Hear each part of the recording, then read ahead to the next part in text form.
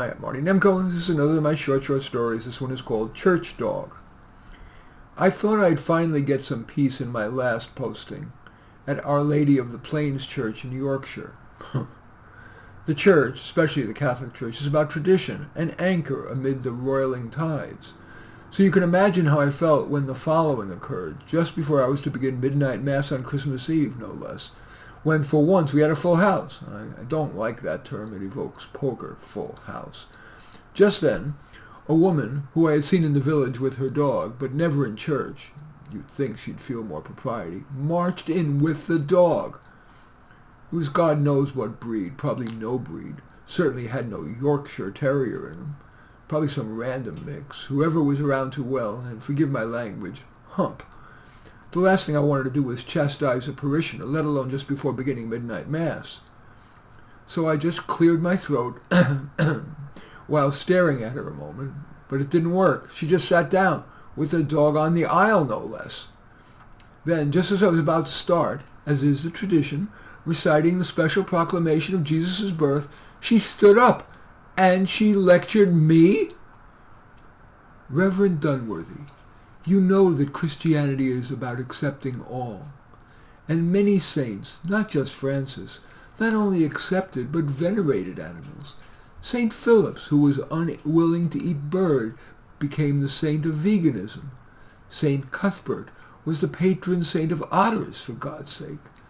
And St. Gertrude, a woman I might add, is the patron saint of cats. And Reverend Dunworthy, do you not know the name of this very church before the parishioners decided to change it to Our Lady of the Plains? St. Roach's Church. Do you know who St. Roach was? The patron saint of dogs.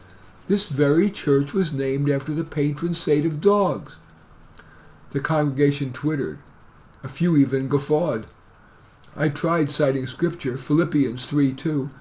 Watch out for those dogs, those evildoers, those mutilators of the flesh, end quote. But someone hissed.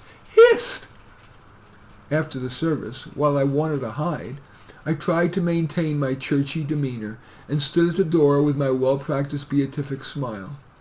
Some parishioners were polite, most escaped, and a few chastised me, of course in an oh-so-Christian way. For example, Father, do you think that just perhaps the church might change just a bit with the times, even though it is here in the Yorkshire Plains? As soon as Christianly possible, I escaped to the vestry and started to think about what to say next Sunday. I decided to say nothing. The problem would probably go away by itself. Was I wrong? The next Sunday, not only did the woman bring her dog again, 10 other people brought their dogs.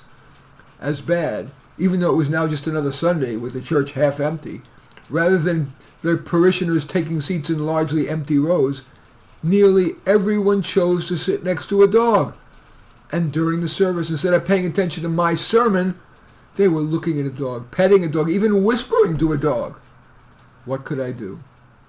I stopped my sermon, walked down from the altar to the pews, brought a small dog up onto the altar and said, I guess the church must change with the times, even here in the Yorkshire Plains. And I heard something I had never heard before in any church. The congregation erupted in cheers. In any event, that story is called Church Dog. As usual, I welcome your thumbs up and accept your thumbs down. I always look forward to your comments, and especially like it if you hit the share button below. Share on your social media so that my efforts can have broader impact. And I am flattered if you choose to subscribe to my channel. And certainly would welcome you taking a look at any of my 32 books. The most relevant to this is probably the book Little Doggy Stories, but all 32 are on Amazon. Just go there, search on my name, Marty Nemko, Nemko, and you will find more than you can stomach. In any event, I do thank you for watching. I am Marty Nemko.